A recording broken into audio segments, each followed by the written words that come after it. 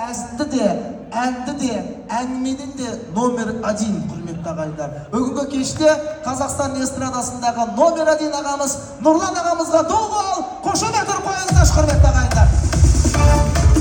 Негізі маған емес, Арманияға ұрып қойыңыздаршы, мінекей кез келген уысына түспейтін, бақшасында түспейтін азамат қой. Мына кісіні алдырыпсыздар, тек қана тойда көреміз негізі бұны. Бұлайша Инстаграмнан көріп тұратыныз бар, сағынбайтын болдық қой, жаным ашып. Армания, талабыңа нұр жаусын. Рахмет, мынау енді Жека деген інім бар осы жерде. Бұл кісімен біз туысқан болып кеттік. Бүгін осындай ұланасып тойып жатыр дегенге құттықтап келдім сіздерді. Мен де мына 52-ге паппын ғой негізі.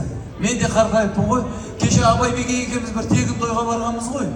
Сөйтіп хозяйны бір бәле беретін адам сап жүгіріп шықты, блатной киініп алған екен. Сөйтіп қолын қалтасына салып қап еді, екеуміз де қарап қаппыз ғой мейтіп. Баяғыса елден асқан сыйлыққа қарай береді екен ғой адам деген. Сол себептен де билемесеңіздер кішкене обал ойнап тұр. Жастарға біздің өміріміз берсін. Менде 2 немерем бар, Құдайға шүкір. Үшіншісі қазір